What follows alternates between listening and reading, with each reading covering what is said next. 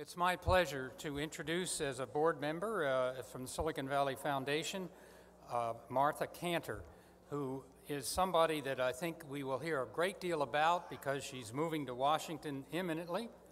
I'll give you a little bit of her background. She was a high school teacher in New York City and learned about the high schools from the ground up. She was vice chancellor of the San Jose City College. She was president of Foothill College and chancellor of the Foothill De Anza District. Martha has been nominated to be the Undersecretary of the U.S. Department of Education. She is the highest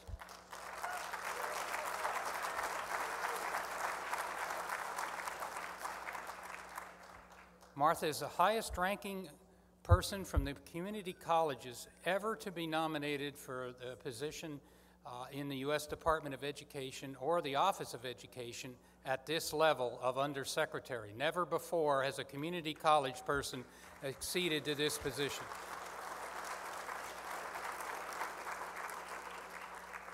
A little bit about the challenge she faces.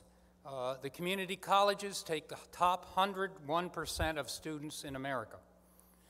They educate in California 80% of the Latino population.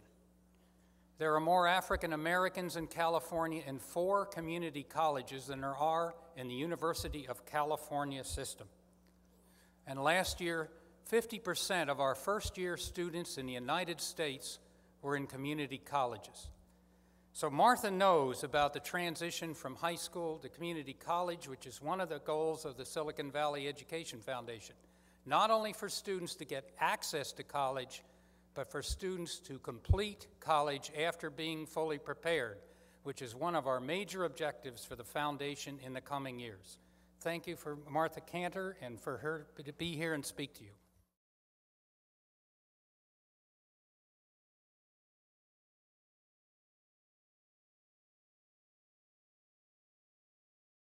Well, of course, I can't stand out there on the stage like John Chambers, but I'll do my best as an educator. I'm delighted to share a few remarks with you tonight, but I want to first congratulate John Chambers, our honoree, and in doing so, tell you a quick story. More than 15 years ago, another John Morgridge, visited me at De Anza College. I was a new, naive president and had just opened California's first advanced technology center on a community college campus. And after his visit, we launched the Network Design and Administration program. And with Cisco's support, we put in a high-speed link to the network so our students could continuously build and also deconstruct the network without destroying our own network. So over the years, the program morphed into a Cisco Academy, which has been, as John mentioned, an education workforce partnership that has received international acclaim. And more recently, Foothill College was designated as one of the Valley's Cisco regional academies so that we could give that program to more students. I tell you this story because it's a partnership for more than 15 years that enabled high school and community college students to obtain industry-recognized Cisco certification so that they could enter the high-tech job market. It's relationships like this one, the one between Foothill De Anza and Cisco, between education and industry and all of the high-tech and community CEOs who are here tonight. It's those relationships in the larger sense that ensure a quality education with high standards, and I'll underscore this last part, that are internationally benchmarked. Quality content, high standards, and great teachers make the difference. These kinds of partnerships, which so excellently serve both education and industry, depend on visionary leaders like all of you in this room. You understand that investing in the community and investing in education is also investing in your companies and in our country's future. The Silicon Valley Educational Foundation enables these relationships and partnerships to develop and flourish, as you see here tonight. And it's these types of investments in the education of our students that allow us to restart our economy and put America back to work by investing in education at all levels. According to Joint Venture's 2009 Index of Silicon Valley, and many of us were there, you know that our region has a 12% high school dropout rate. You also know, as you saw in the video, that Hispanics, who represent over a third of our students and our fastest growing population, have the lowest graduation rate and the highest dropout rate. We are Silicon Valley. We are the heart of design and innovation in America, and these education statistics are unacceptable. With the leadership of industry visionaries like John Chambers, who commit to investing in these long-standing industry education partnerships, and with the support of the Silicon Valley Education Foundation and our local philanthropies to help us and our professors at Stanford and San Jose State. I saw Belle Way here from San Jose State. She's Dean of the School of Engineering. It's all of these people together that are going to fix this problem and get our students through high school, through college, and into the workforce. President Obama wants us to have the most competitive workforce in the world. To do this, he has challenged us to have the highest proportion of college graduates in the world by 2020. So to me, to meet this goal, we have to implement a 21st century formula. And my formula has 3 parts.